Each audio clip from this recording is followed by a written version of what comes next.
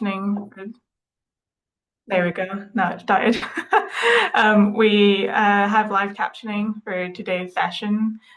So you can just select the CC on the Zoom. If you're having any issues accessing the live captioning, please do feel free to drop a message in the chat, and my colleague at Film Hub Scotland will be able to try to sort that out, but they're appearing on my end. Thank you, everyone, so much for taking time out of your day to be here. My name is Charlie Little. My pronouns are they, she. And I'll try to keep it brief, a visual self-description. I'm a white person in my late 20s. I have very curly, way too curly today. It's a bit crazy, not loving it. Curly hair, dark blonde hair cut above my shoulders. I'm wearing a t-shirt that said Big Crip Energy, and a blue overshirt, and my background is a white wall. I'm an access consultant for Matchbox Cine, supporting cinemas, film festivals, film organizations on access for deaf and disabled audiences.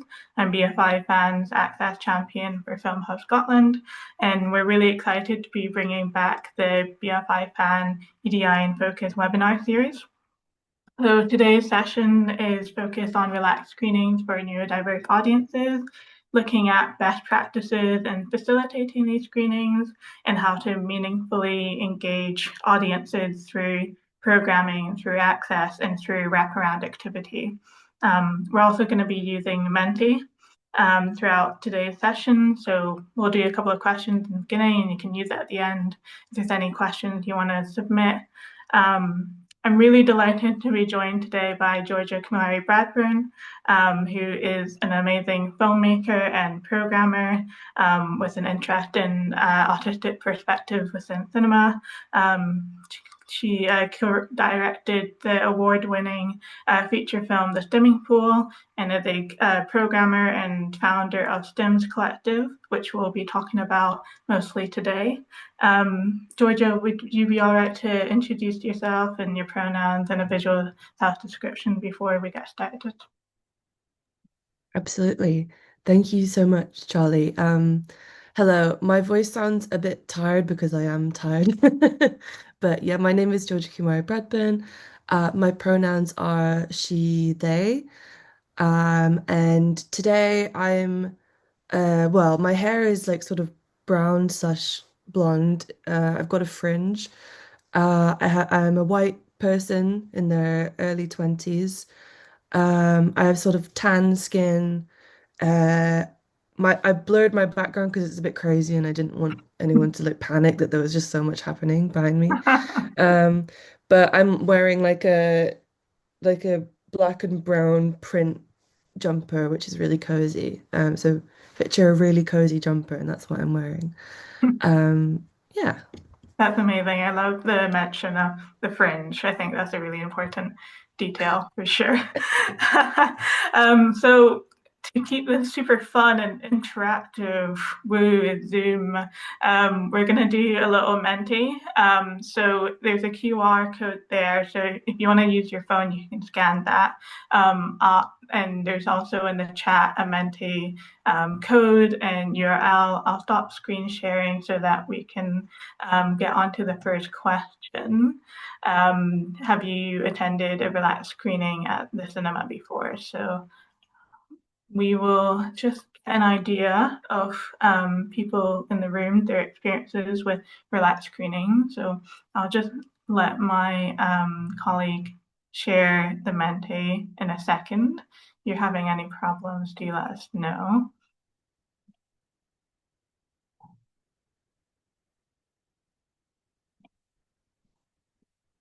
Dramatic pause. Okay. See, I love this. I find it so satisfying seeing people's answers and the graph changing. I just love it.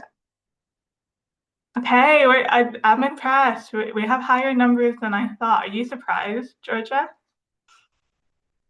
Yeah, a little bit. I think just because it's more of a recent thing that it's Mm-hmm. been called that. So yeah, that's really cool to see that. Yeah, Well that is done. cool. Yeah, gold star, everyone. Amazing. And then the next question we have is, have you, as an exhibitor, actually facilitated um, a relaxed screening before? So here we go. 100% 50. Oh no, it's so dramatic.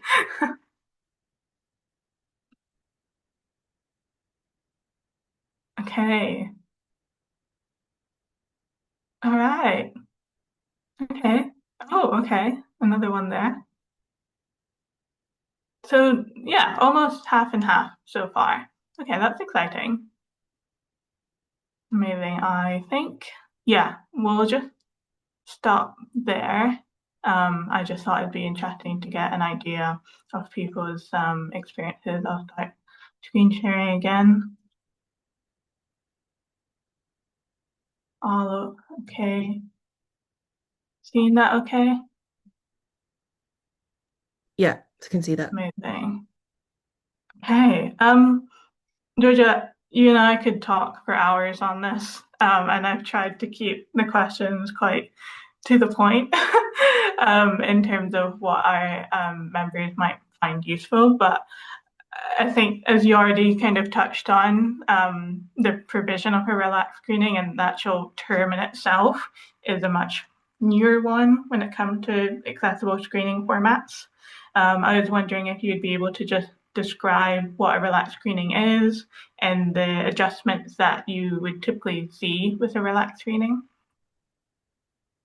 Yeah, so relaxed screenings are screenings with adjustments for neurodiverse audiences. And when I say neurodiverse, I mean people of many different ways of being and ways of existing, which does include neurotypical people. I think that's a common misconception. Mhm. But in terms of, using the word diverse, we all come from diverse ways of experiencing the world, and that's the label we use for these screenings. So uh, it doesn't exclude anyone really. So as you've put on the screen, there's adjustments such as the lighting. The house lights are raised a little bit. Part of that is so that you can kind of see if you want to get up and move around, and it just feels a bit more safe. The volume is usually lowered. No pre-screening materials like adverts and trailers. There's availability of a quiet space, usually nearby, just outside of the auditorium. And we try to, on our side, as much as possible, do like a little housekeeping introduction where we can let the audience know that it is allowed to move around. I feel like we have all these invisible rules in the cinema about what you can and can't do, and that can feel quite off-putting. So just coming up to the front at the start and saying, you're free to move around, stim, make noise, go outside and come back in again. Like that's all totally allowed, and there's no rules in terms of that.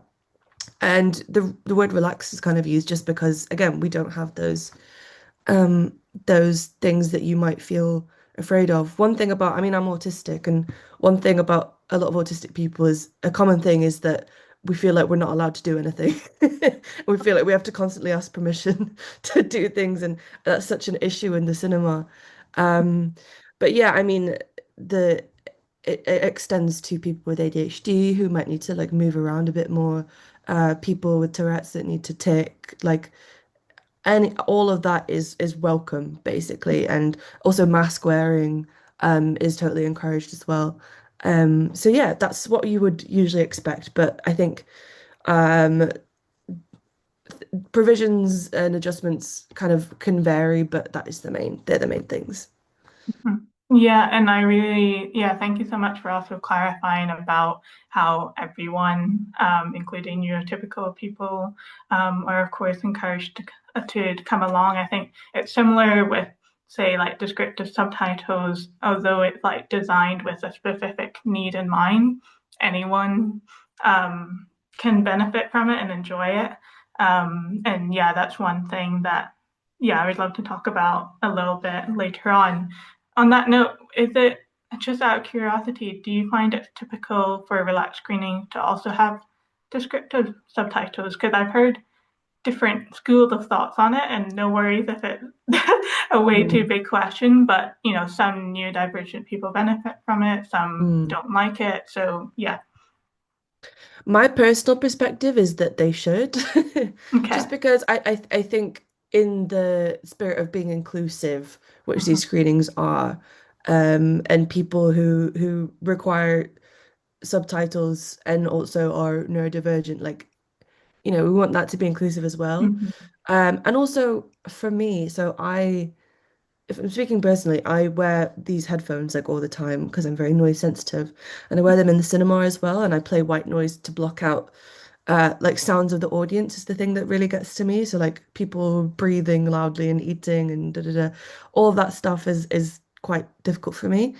And so sometimes I can't hear dialogue in films because I'm playing my white noise. So I actually do use descriptive subtitles when I can. Um, at the moment, what I'm seeing is that it's kind of being treated in a similar way to just regular screenings. Like, well, if descriptive subtitles are available, then we can use them, but Mhm. if not, we won't push. And I think from the perspective of Stims, we are trying to push for more of our screenings to have descriptive subtitles because I think it's more inclusive, it's important, um, and trying to kind of get into those negotiations with distributors to let them know that it is important. Mhm. So yeah, my personal opinion is that I think they should, but at Mhm. the moment it just yeah it varies depending on the film and the exhibitor and the distributor. Yeah, of course. Yeah, and I think that's a really important note what you mentioned about like cross disability inclusion, but also of course people can have multiple disabilities. Like people like when I tell people that I'm deaf and blind, their minds are just blown. And it's like when you fill out the survey answer, then you can only pick one disability sometimes. So I think that is also really important for exhibitors to understand is that people can have multiple access needs at the same time. Um, Thank you so much. And I also wanted to share, sorry, I have so many screen grabs from your Instagram. It probably like if you had the data analytics, it looks like I've just stalked Stims Collective Instagram for the past like week. But another provision that I really admire from Stims Collective is the visual story guide that you provide for your event. So I've taken a couple of screen grabs here where it just goes through what to expect really, and it goes through all the information. And I think it's a really useful DIY provision that people could have just in general. I know that I benefit from something like this, especially if I'm going to a new space because of my sight loss. So just having like clear information about what to expect. Is this something that you see often as a provision for relaxed screenings? I mean, I think it was, I think dimensions also sometimes have Mhm. visual stories. I mean, if you look at a lot of sort of access pages on websites for like theaters a lot of the time and on galleries, sometimes they provide a visual story, which for if people don't know, a visual story is explaining kind of what to expect at a venue, what to expect in a performance, with visual guides, because a lot of people find it difficult to process written words or rely on seeing a physical space or a physical idea in order to process something. I know that that's something that I struggle with. My brain just finds it difficult to connect things together.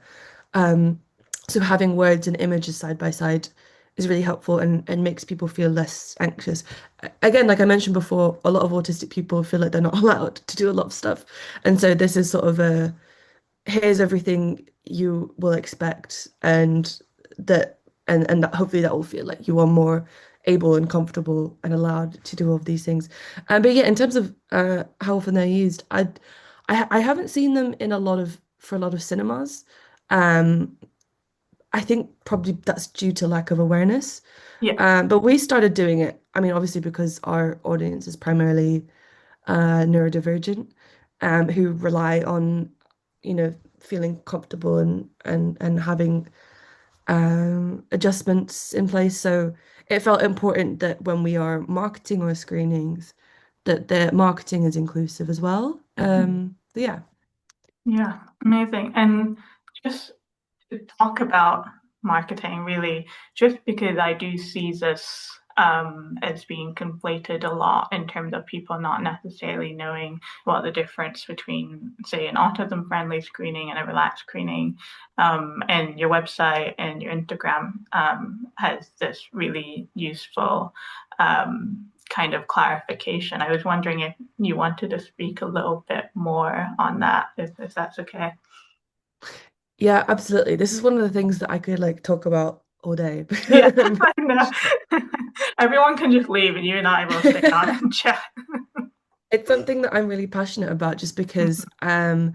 so autism friendly events, like I've said earlier, we're trying to make these as inclusive and open to as diverse a diverse range of people as possible. Whereas if you say autism friendly, then it is essentially just implies like this is for autistic people. And then not only is that bad for, people who feel like they would need that and feel excluded, but also you're probably going to make less money as a cinema because you're like if we're thinking about it in terms of that, then Yeah. it doesn't really make sense. Um, and the other thing is that I think autism friendly screenings are often conflated with parent and baby screenings. I think because a lot of the films that are programmed are sort of for children or they're family films or they have a more calm vibe because I think there's a misconception that I mean there's this kind of general thing that autistic adults are forgotten about in general, but I think on programming and exhibition side, um, yeah, the idea that autistic people prefer to watch films that are for children or are more calm and will get stressed out by anything more than that, again, is another stereotype and it's a huge misconception. I mean, we'll probably get onto this in a bit later, but like in terms of content, I watch a lot of horror films, thrillers. I mean, there's filmmakers that like autistic people have genuine hyperfixation and special interests on that make more mature films that would never get shown. Again, we'll go to that later, but yeah, it's not the same as an autism friendly event because I think we want to move away from that idea and sort of encourage everyone to go. I mean, I've had neurotypical friends who said they went to a or identify as neurotypical, and they've gone to a relaxed screening and said, actually, this is actually so much better because it feels more comfortable and feels more safe. People with anxiety going in and saying, actually, I don't feel this sort of tenseness that I can get when the lights are down and it's loud and I feel like I can't leave it, I can't escape. Um, so relaxed, we hope, encompasses a range of experiences. And for children as well. We're not saying at all that these events are not for children, they're 18 and over No only. Like children. that's not true. We did a screening of ET earlier this year, Yeah. which there were some kids there and that was really nice. So but I think we are trying to put more emphasis and rebalance it so that again there's more emphasis on programming for all types of people. Yeah, and I think when it comes to marketing, I think a lot of exhibitors just label something as relaxed screening, and there's no additional information about the adjustments and what to expect. So I think going back to that point of not, you don't necessarily have to label the audience, but you do have to be clear about what to expect so that audiences are fully informed. And it also means, like you're saying, you're not like boxing audiences in as well. Um, yeah, I really love that. And I do want to talk a bit about your programming. And yeah, so yeah, funny that you mentioned ET as well. So in terms of Stims itself, it launched about a year ago, which I don't think I realized. So happy birthday. I think it was October, right? And I wanted to ask more about your programming relationship with BFI South Bank and what that looks like, and just your general experience of arranging relaxed screenings there. I've got some images on the screen, so I understand you host your post-screening discussions in the Rubin Library. And I have a screen grab of some amazing Team Bet and Team Joan badges from your Whatever Happened to Baby Jane screening. I will be asking for some of those badges. And then a screen grab of your ET graphics. So yeah, if you could talk a little bit about that, that'd be great. Um, yeah, I mean, so relaxed screenings at the BFI South Bank have been going on for quite a few years now. And I came on board when I was working with one of the programmers at the BFI on the Stimming Pool, which is a film that I co-created. And I think that the aim from BFI South Bank side was to kind of bring in a range of neurodivergent programmers, filmmakers, curators, to talk about films from an autistic perspective, whether they have anything to do with autism or neurodivergence in general, or they don't. The aim was, I think, to bring loads of different people in, which I think is fantastic because I think a lot of neurodivergent people feel very intimidated by spaces like the BFI.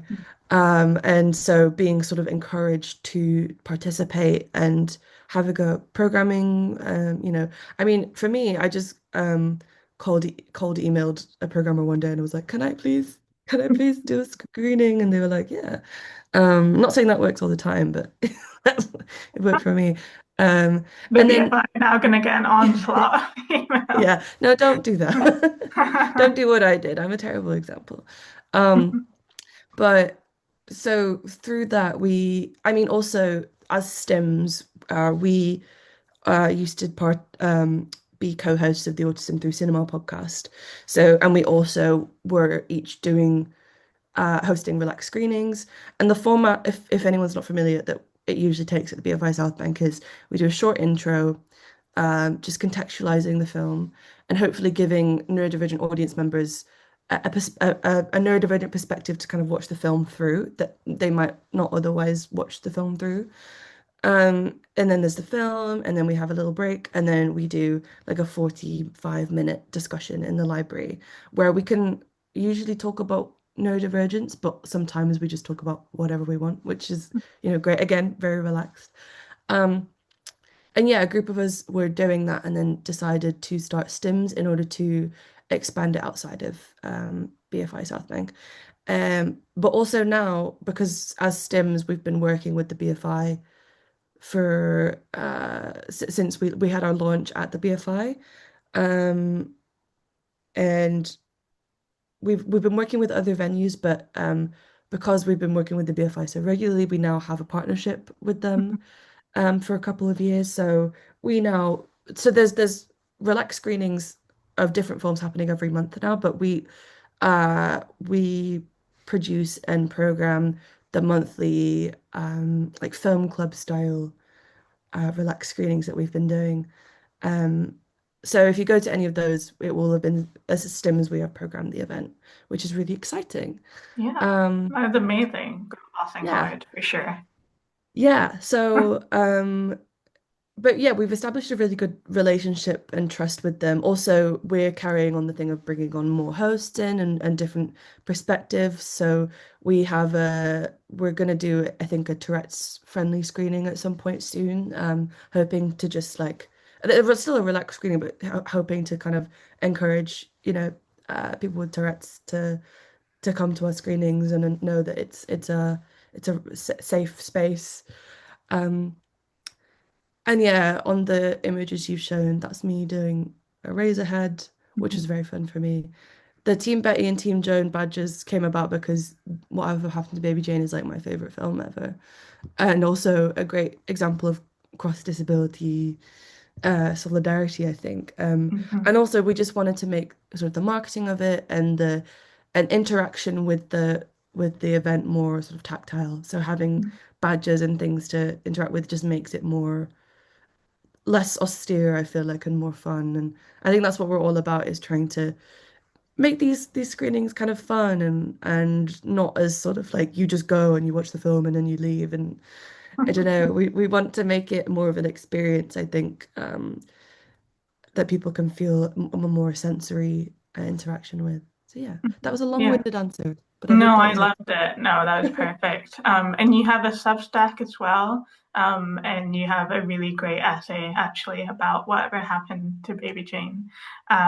We'll try find the link and drop it in the chat. But yeah, definitely recommend everyone to subscribe to the Substack as well. Yeah, I suppose in terms of, you have touched on it already in terms of your intention behind the programming. And you have had such a range. So from Eraserhead to Brief Encounter to DT. I suppose, is there any specific intention behind the programming other than perhaps challenging what people might think of as films for neurodivergent people? Mm. Is it just you go with the flow? What's the kind of overall programming approach? So within the stuff we've been doing with the BFI, we try mainly to keep it within the BFI program, because I think it's nice to kind of, if someone's like, oh, I want to see this film that's part of this season, but I really don't feel like I can, because prior to like a few months ago, we were the only relaxed screenings that were happening at the BFI, Right. at the South Bank. So now at South Bank there's more relaxed screenings, which is great. But for us, we wanted to, if someone wanted to go to, say, we had the Art of Action season last year, and if someone wanted to see one of those films but couldn't because it would feel too intense in a normal environment, then they could come to our Battleship Potemkin relaxed screening that we did. Mm. Um, so yeah, the intention was to give sort of an opportunity for people that wanted to see a specific film at the South Bank program, but couldn't. Um, but outside of that, I think diversity is just the key thing. And so we did a mini season at the BFI earlier this year, called Stimima. And so Love the that was, name. I know, it was fantastic. I didn't come up with that, but I think it's, I can't take credit, but it's great. And that was a season of 4 screenings, one of which was the Stimming Pool, because that was just coming out and we wanted to sort of link it with our program. And then the other 3, we wanted to sort of represent 3 sort of different demographics, or sort of generations of filmmakers. So I did hosted the first screening, which was of Darren Aronofsky's Pi, which is more, I think, sort of geared towards sort of a middle, younger adults to middle-aged adults, sort of that sort of middle part, who are kind of might be interested in thrillers and things like that. And then Lillian, our co-founder, did a screening of Alexander McKendrick's Mandy, for older audience who might remember the Ealing films that came out around that time. Uh, and also that's a fantastic um, film about deafness, which gets a lot of things wrong, but also I think was a really good discussion point for us. And then Sam, another co-founder, did a screening of ET, which again was for younger audiences. So within that season, we tried to encompass like a diverse range of audience demographics, so that everyone sort of felt included. And that's sort of what we're trying to do year round as well. So we will have stuff that's lighter, that's maybe for younger audiences, and for people who don't like to watch things that are a bit more intense. So we've done films like Fantasia. We did that for the Disney season.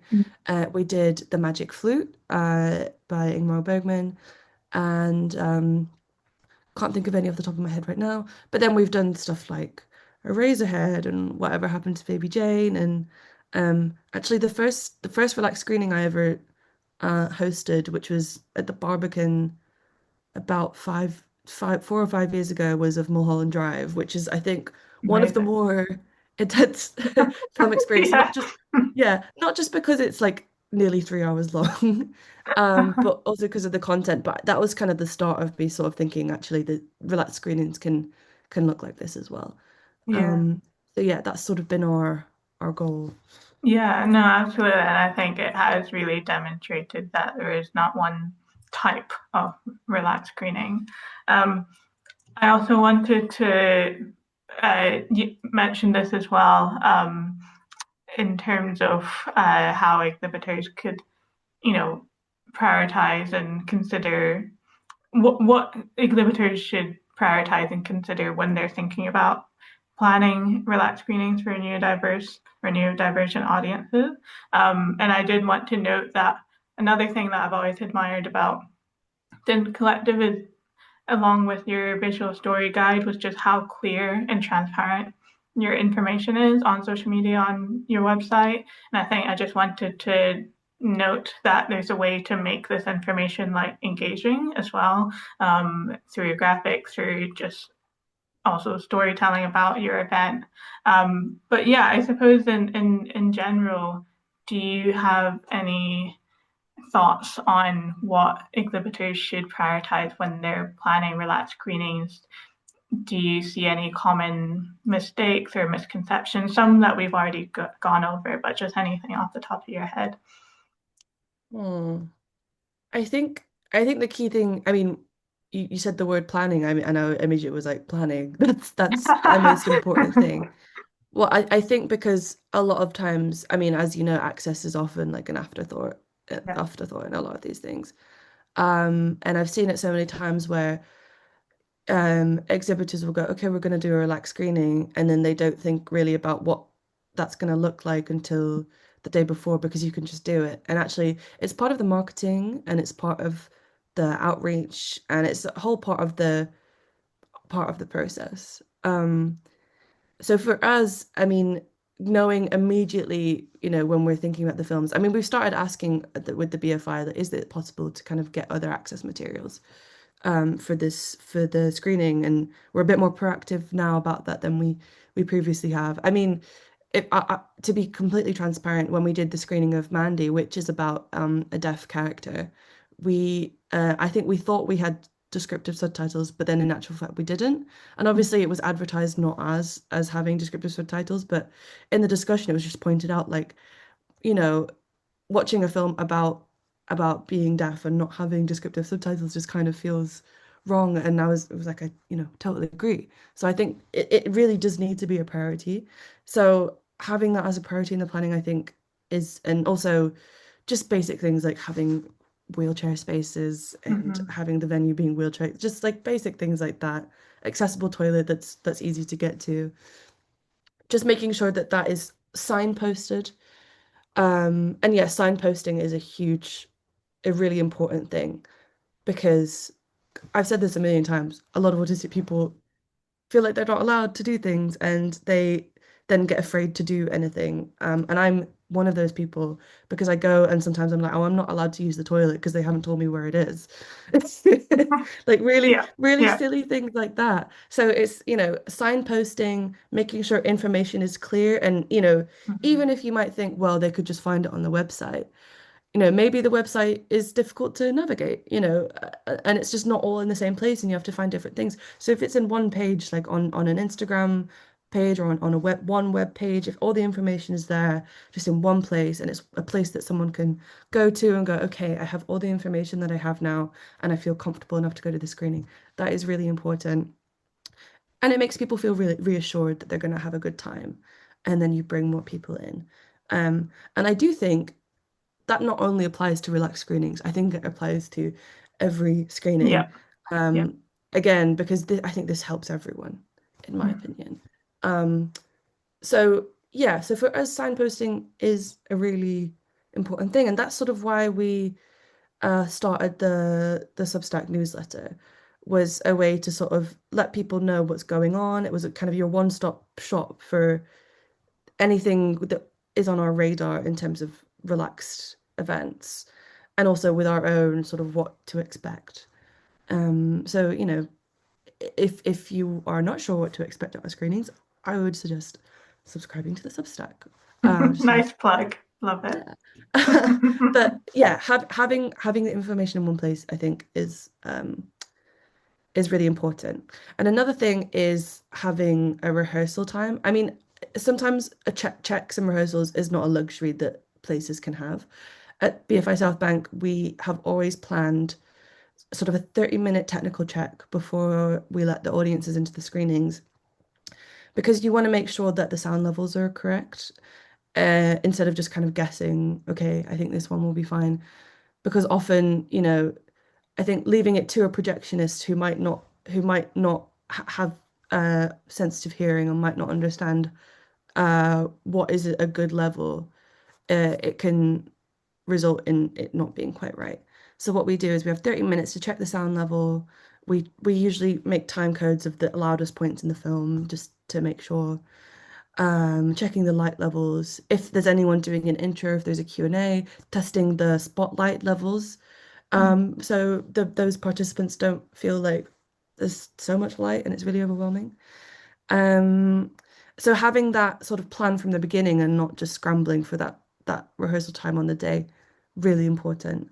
I've just come off of working on LFF and I was helping with some relaxed screenings and it was a priority for that, because it's LFF and you've got people perhaps coming from lots of different places and have maybe never been to relaxed screenings at South Bank before.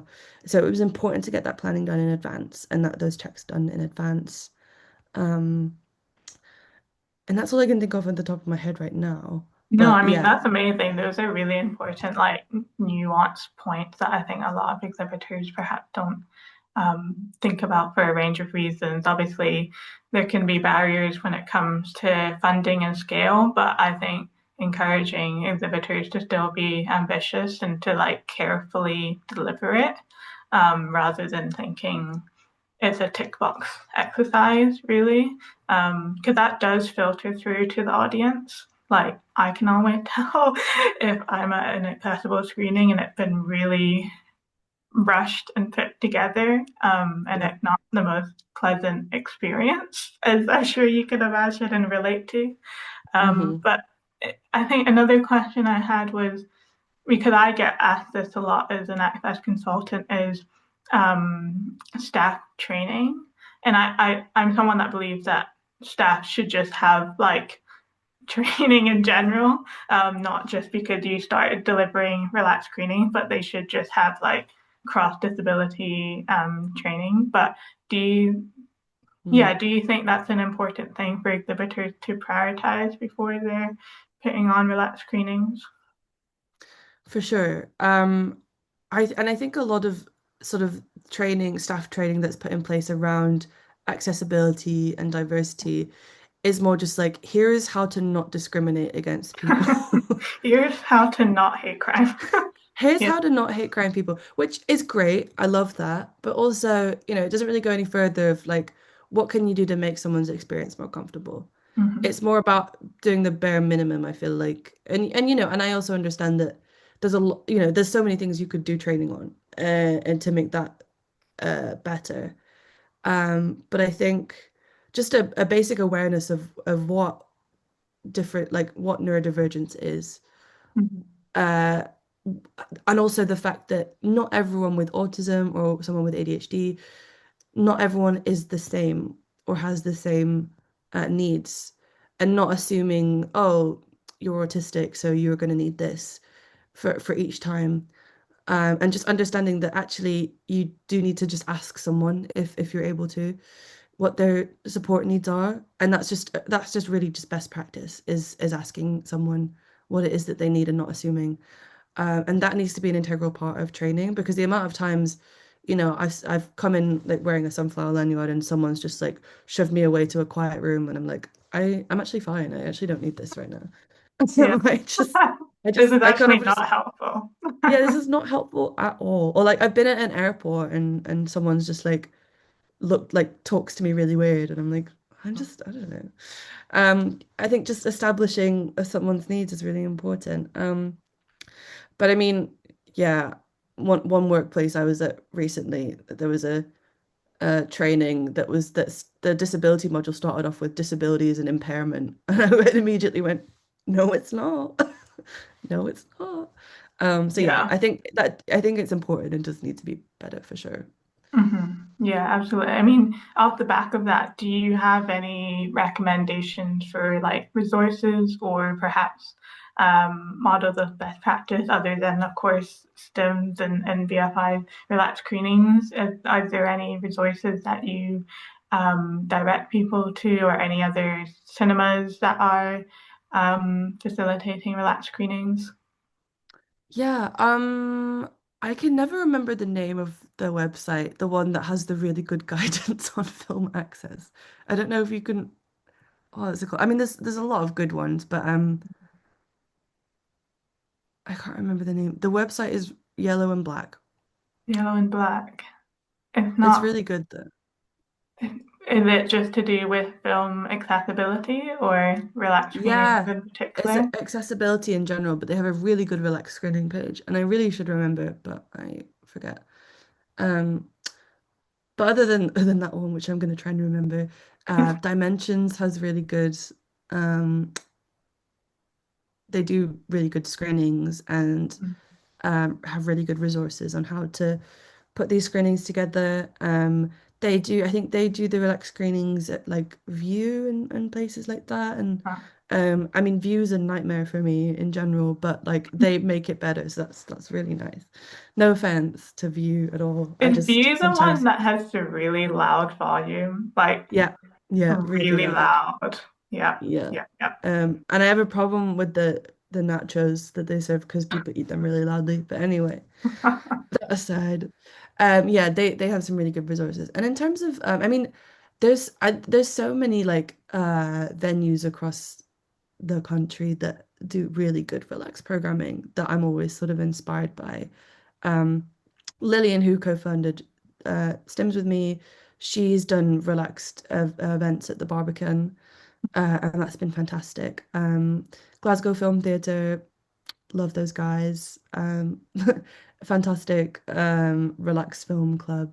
Um, and what else? Picture House has started doing some really good relaxed screenings, and Mhm. they've been they've been doing relaxed screenings at Finsbury Park with an intro to contextualize it in terms of not just neurodiversity, but disability in general, which I think is really fantastic. So they did a screening of The Fly recently where they talked about that, and That's um, amazing. yeah, I wish so I was there. yeah, it's run by Hope Hopkinson, who's Oh fantastic. So yes, of course. Yeah. yeah. So they're doing really great. Peck and Plex do really good relaxed screenings, like Hyde Park Pitch House in Leeds. Some really cool venues that, and Yeah. I'm really excited that more places do it, and it goes outside of cinemas as well, and there's so many theaters and galleries that are doing that as well. So yeah. Yeah, absolutely. No, those are absolutely great recommendations. We have some questions. Oh, inclusive cinema. How? Oh, Yeah, that's what it's yeah. called. Love I inclusive wanted cinema. inclusive cinema. Okay, I wanted to mention a few, but I was like, that'd be really awkward if it wasn't that one. Inclusive cinema. Okay, amazing.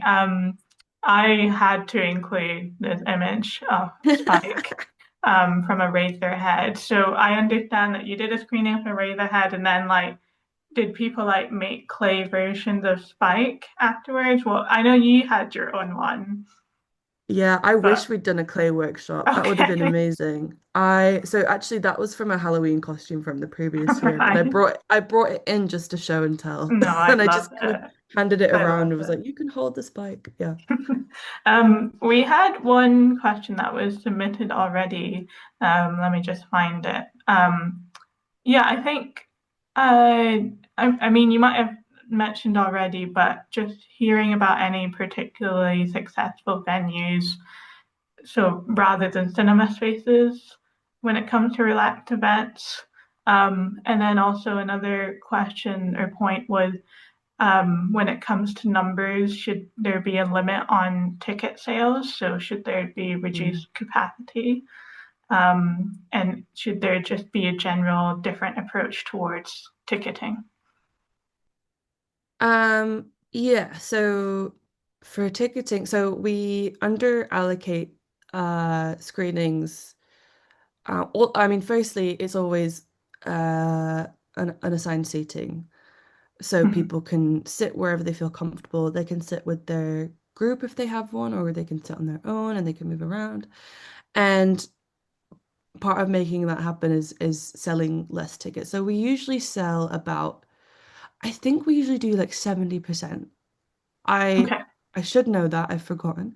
But it's usually 70% of the auditorium we sell, and the rest is space for people to move around. And so I think a lot of venues can be put off by this because, it's less audiences. But my response to that is just doing more relaxed screenings. Yeah. I think it's a win-win because you just have more and but yeah, no, that is a really important part of it. And so you might come in and think, oh, this isn't full, but it's actually a sold out screening. Yeah, but it just gives people that space to move around and yeah. Yeah. I also think like when it comes to the question of profit and ticket sales, I feel like there's a different standard for when it comes to accessible screenings and a different expectation, and that if they're not completely sold out, then there's less incentive or motivation to carry them on. But when Mm, I go to the cinema all the time, and my friends do, and they're regularly attending cinema screenings whether they have access provisions or not, but that not aren't sold out. mm, Sometimes the descriptive subtitle screenings I go to are sold out compared to the not the standard screening. So yeah, it can be a bit frustrating to to have that put onto accessible screenings more so than when it comes to standard. Um, for lack of a better word, standard screenings. for Um, sure. yeah, absolutely. Yeah, we do have some other questions. I'm just going to stop sharing and let Anna jump in with the additional questions that we have. Hello there, everyone. We've got some questions in the chat. So these are from Galaxy Tab. Sorry, I don't have your name. Would a dementia audience be included in a relaxed screening? And would you encourage the general public to join a relaxed screening that's aimed at a neurodiverse audience? Um, could you repeat the question again? Sorry, my Sure, brain sorry. just We'll go with the first one, then you can answer the second. Would a dementia audience be included in a relaxed screening? Yes, absolutely. I mean, that was another one of those things where there were separate screenings. You had like autism-friendly screenings and dementia-friendly screenings, and it just felt really, um, it felt kind of exclusionary for certain people. I will say with dementia-friendly screenings, I think a lot of the time the programming is intentional for those audiences. So a lot of the time it's kind of older films. Um, and sometimes that can be important. I'm not necessarily, I will say I don't know much about dementia-friendly screenings as it's not really anything that I've done before, so I can't really speak on it from like a programming uh, perspective that much. But yeah, in my experience, in some cases uh, I think having it separate works in terms of what they want to screen. But also audience members with dementia are very much included. I mean, again, when we talk about neurodiversity, we're talking about diversity and comfort. And also, I think we want to encourage people at these screenings to speak up if there's anything that's wrong or if there's something that is needed that we can provide for. And so we, as Stims, we always try to ensure that there's someone on hand, either in the auditorium or just outside, who can help. So, because sometimes it can be difficult to make it comfortable for absolutely everyone, but we want to be on hand uh, to help people, and so that in that sense, we want to include everyone and encourage people to come to us if need be.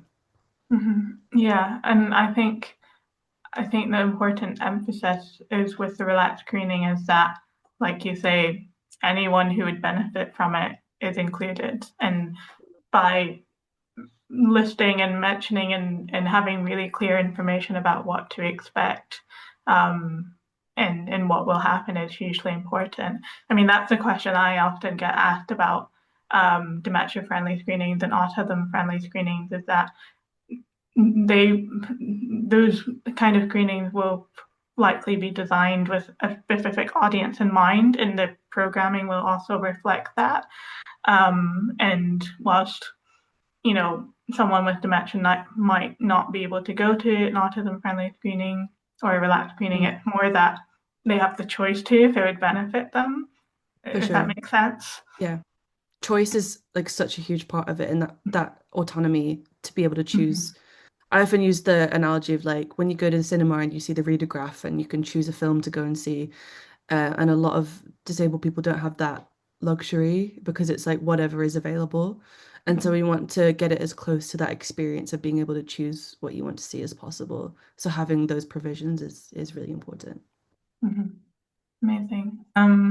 If anyone has any more questions, feel free to use the chat or Menti or whatever would be most comfortable for you. We have a few minutes left, or else I will just keep asking Georgia lots of questions. Charlie, there was a couple other ones in the chat if I'm okay Okay, sure. to. It was Yeah, sure. Go ahead. from the same person. I think you might have covered this. They'd sort of asked, would you encourage the general public to join relaxed screenings? If you were able to cover that. Yes. I mean, again, we want to open this up to as many different experiences of life as possible. And also I think the definitions of neurodivergent and neurotypical aren't, as straightforward as a lot of people might think. Mhm.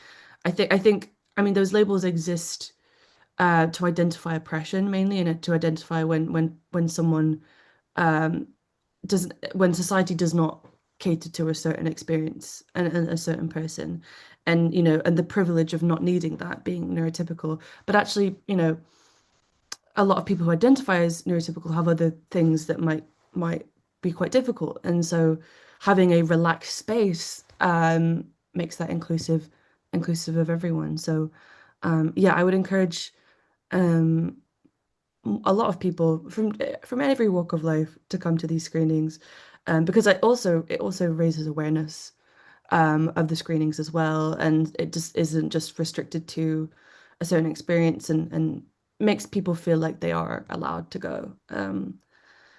I wouldn't want anyone to think, well, I can't go to a relaxed screening because I'm not allowed. That's not true. Yeah, I think we try to make it as accessible as possible for everyone. Obviously, with some of the screenings we've done, we haven't been able to make it fully accessible, but that's something that we are trying to do to give people that choice, and to open it to everyone. So yeah. Thanks, Georgia. And we have a few more questions in the chat. Eliza had asked, would a cinema space always be the best environment for relaxed screenings, or could other spaces work? For example, an exhibition type space or a hall or a studio type space. For context, they're a festival and each year they need to seek out space. So they have a little bit of flexibility where they can host. I've been to relaxed screenings in lots of different spaces. And I think, I mean, I don't program a lot with DIY programming, but I attend a lot of DIY sort of cinema set spaces and screenings, and a lot of the time they do advertise themselves as relaxed because they again don't have those rules and um things like that. But a lot of those spaces are just in like hall spaces or gallery spaces, or in like a tent. I've been to some really I In went a to one in a tent. church. Yes. Yeah, I've been to one in a church once, which I mean, again, with the church, the acoustics probably not great, but with the audio, but for a lot of other things, I think, yeah, it doesn't just have to, again, trying to sort of deconstruct this idea of there are certain rules to certain things, and just as long as you have accessibility in mind, and as long as you have neurodivergent interests and adjustments in mind, it really doesn't matter where you screen it. Actually, I think a lot of spaces that don't have cinema seating can be ideal because you can provide different kinds of seating. We've just introduced beanbags at BFI South Bank for Love being relaxed bags. screenings, which is great because I think when I watched the screening where we first had that, I moved kind of back and forth from like, okay, I'm going to sit on the chair and I'm going to sit on the beanbag because I want to sort of stimulate myself and move my body in in a way that aligns myself with how I'm feeling. So yeah, bean bags, cushions on the floor, just lying on the floor, having lots of different seating can be really good. And because again, it also just makes it look like a space that is welcoming and less of a space that is you sit down and you sit here for 3 hours and then you leave. So yeah, I think that's totally amazing actually to have it in different spaces. Thanks, Georgia. And Nathan has asked, we're a small rural cinema and we found that family-friendly relaxed screenings have been growing hugely, but our Mm. adult-focused ones have been near empty. Would you say a season-based approach might be a good way to raise awareness and mark the distinction between the two types of screening setup? I think so. I think a season-based approach is good because it kind of introduces people um to relaxed screenings that are geared more towards adults in kind of one go. I think the issue genuinely is that a lot of people don't know about relaxed screenings and they think, okay, they don't know that they can be for adults. And so I think marketing is a really important part of that. Um, and none of what I've said is to say that, relaxed family screenings aren't great because there's some really great examples of some successful ones. And again, like autistic children also need a space to watch films. So I'm really glad that they have been growing. Um, but I think an approach where you can sort of introduce a format. I think a season is a great idea because within that you can have a range of a diverse range of programming to bring lots of different people in, and they might come and decide that it's not for them, and that's totally fine. But having that awareness that that exists, the amount of people I know who are autistic or who have ADHD and didn't know that these screenings existed until people actually talk about them and promote them. Um, I mean, it was not something I knew about until a few years ago when it really started taking off. It's something that, when I was a teenager, I would have loved to have seen something that was sort of for teenagers that I could see in a relaxed environment. So yeah, um I think also, you mentioned the environment that you're in. I think it also important to take into account what your audience is. And so if the more family oriented screenings are better for that community, then, that's fine. But yeah, I think just engaging with the people that come and asking what they would like to see is a huge part of it as well. So there's not really any one answer here, but I think whatever is best for your community and for your area. Um, and also ensuring that if you do more adult oriented programming, that it's talked about and people are encouraged to come. Yeah. Yeah, and I think the awareness part is so significant. Like I accidentally went to my first caption screening at the cinema when I was way too old. And unfortunately it was for The Force Awakens, so I didn't even have autonomy over what my first caption cinema screening could be. But yeah, I think Georgia raises some hugely important pointers, especially if you are rural and thinking about who's in your community and how to best serve them as well. Unfortunately, we are out of time.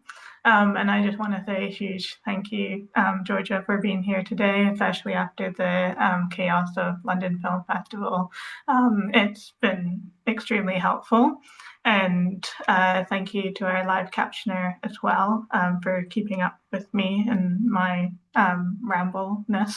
I just wanted to flag to everyone you can check out our other recorded sessions from the webinar series. We've looked at topics like inclusive recruitment, access for blind audiences, advocacy skills for accessible screenings. And our next webinar will be on the 3rd of December for International Disabled Peoples Day, and that will be focused on embedding disability-focused programming and embedding a culture of accessible screenings. We'll have Indigo Chorus from Scottish Queer International Film Festival. We'll have Melissa Alada from BFI Inclusion, and we'll have Tara Brown, who is the co-programmer from We Crypt Film Festival. I also create resources, including a regular accessible cinema bulletin, so you can check that out as well, and find them on the BFI FAN website. But again, thank you so much, Georgia, for being here today, and thank you to everyone who listened along and contributed. Thank you so much. Thank you for having me. Thank you, everyone. And there was a couple of questions we didn't get to, Charlie. I can put these to you after, and I can follow up with the relevant person if your question wasn't answered. Thank you, everyone. Thanks, everyone.